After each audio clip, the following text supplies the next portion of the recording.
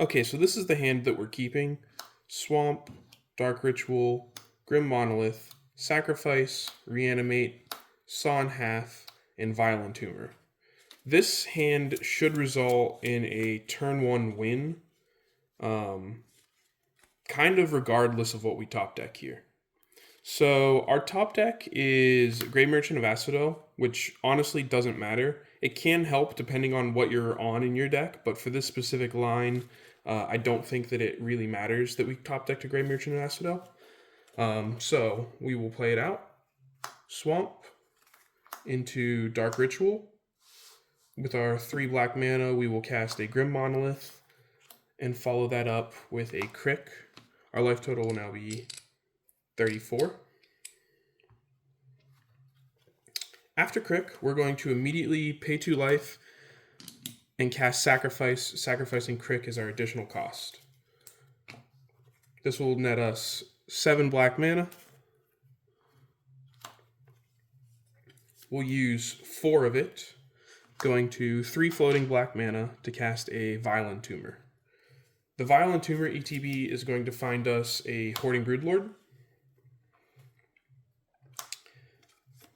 We'll then use 1 of our floating black mana to cast a Reanimate, targeting the Hoarding Broodlord, which will bring us down to 24 life. Hoarding Broodlord ETB. There's probably quite a few cards you can get here. I chose Lotus Petal just because it's going to be the simplest thing to illustrate. So from exile, we'll cast a Lotus Petal.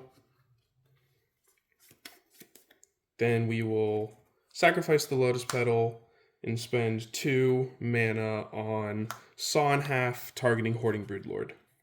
Hoarding Broodlord will die, and we will get 2 token copies of Hoarding Broodlord.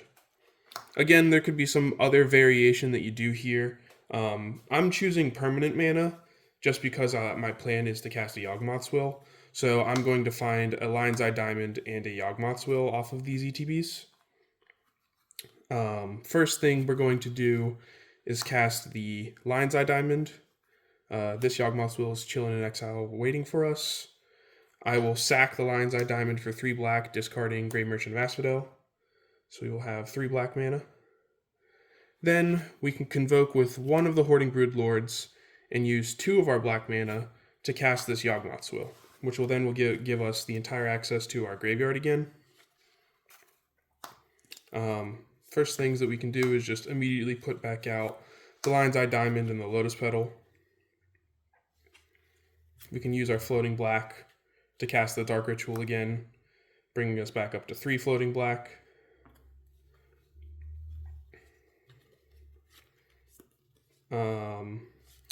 We can also go to 2 floating black and immediately sacrifice our tapped Hoarding Broodlord token, giving us 8 black mana.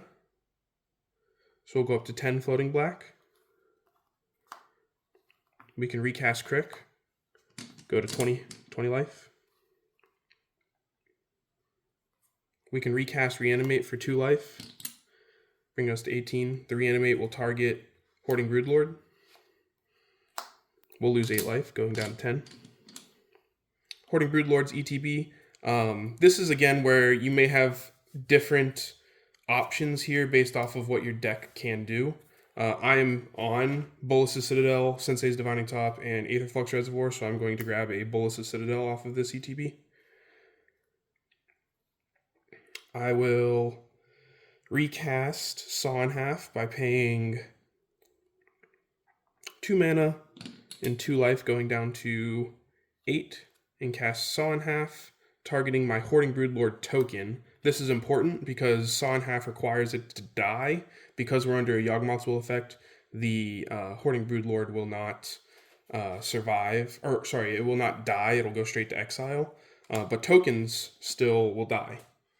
So off of the Saw in Half, we will get 2 more Hoarding Broodlord token ETBs. I will find Sensei's Divining Top and Aetherflux Reservoir here. And this is where, it can matter a bit. the fact that we have the Grey Merchant of Asphodel, but in this case we have ample mana.